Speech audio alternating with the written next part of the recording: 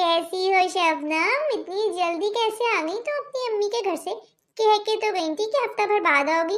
कहीं मियाँ जी की याद में तो जल्दी नहीं आ गई? मैं तो रुकने ही गई थी शगोबाजी, इन्होंने रुकने नहीं दिया। तब मियाँ जी को याद आ रही होगी ना अपनी शबनम की। अरे रहने दे शगोबाजी, मैं कौन से 4 महीने के लिए गई थी? एक हफ्ते में कौन सी याद आ जानी थी? और वैसे भी जब मैं घर में होती तब मुझसे कौन सा बात कर लेते? अपने फोन पे ही लगे रहते हैं। अगर याद आ भी रही होगी ना तो अपने मतलब के लिए आ रही होगी। इनको चीजें मिल नहीं रही होंगी तो मुझे याद कर रहे होंगे। इनको तो सामने रखी हुई चीज नजर नहीं आती तो ढूंढेंगे क्या? खाक जीना हराम कर दिया था मेरा, मुझे बुला के ही दम लिया। मुझे तो समझ में नहीं आता मैं नई शादी की क्यों है। इतनी छोटी छोटी बातों पे इतना जज्बाती नहीं होती शबनम। और वैसे भी शादी तो एक लड्डू है, जो खाए वो भी पछता है, जो ना खाए वो भी पछता है। जब पछताना दोनों सूरतों में है तो क्यों ना खा के पछताएं। शादी एक लड्डू जरूर है, लेकिन लड्डू के अंदर है क्या ये कौन बताएगा? शहद है या जहर है? अगर ये कोई पहले बता दे तो बंदा लड्डू खाने से रुक जाए। ये खा के ही पता चलता है कि इसमें शहद है या जहर है, और तब तक बहुत देर हो चुकी होती चंगोबाजी। शबनम तुम्हारे दुख कब खत्म होंगे? कभी खत्म होंगे कि भी नहीं होंगे? आपको क्या लगता है मैं हमेशा से दुखी थी? नहीं, मैं बहुत खुश थी, खुश मिजाज थी।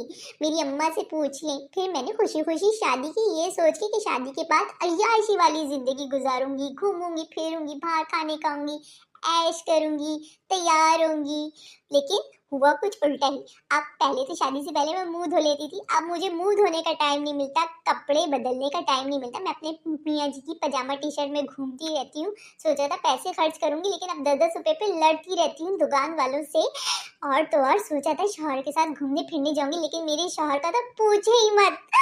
आपको पता है मैं बच्ची थी तो सुनती थी जो एक जैसे लोग होते हैं उनकी शादी होती है, लेकिन मेरे मियाँ जी तो बिल्कुल ही मुझसे उल्टे हैं। मुझे बाहर का खाना खाने का शौक है, उनको घर का खाना पसंद। मुझे शॉपिंग पे जाना पसंद है, उनको कपड़े लेना तक नहीं आता। मुझे तस्वीरें खिंचाने का बेहद शौक है, और वो आदमी इतना शाय है कि एक तस्वीर नहीं खिंचाता।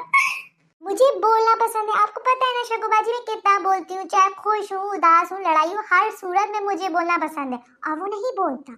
मुझे पैसे खर्च करना पसंद है, वो पैसे बचाता है। मुझे बेढंग के तरीके से जिंदगी जीना पसंद है, वो ढंग से सिखाता है। मुझे रातों को नींद नहीं आती और उसको बिस्तर देखते ही नींद आ जाती।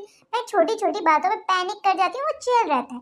मुझे छोटी छोटी बातें महसूस होती हैं, वो इग्नोर कर देता है। मैं प्रॉब्लम का सोल्यूशन सोचती हूँ, उसको प्रॉब्लम नजर ही नहीं आती। ये कैसी जोड़ी है? तुमसे किसने कहा शबनम कि एक जैसे लोगों की जोड़ी बनती? अगर एक जैसे लोगों की जोड़ी बन रही होती ना शबनम, ये दुनिया तो सर्कस बन चुकी होती अब तक।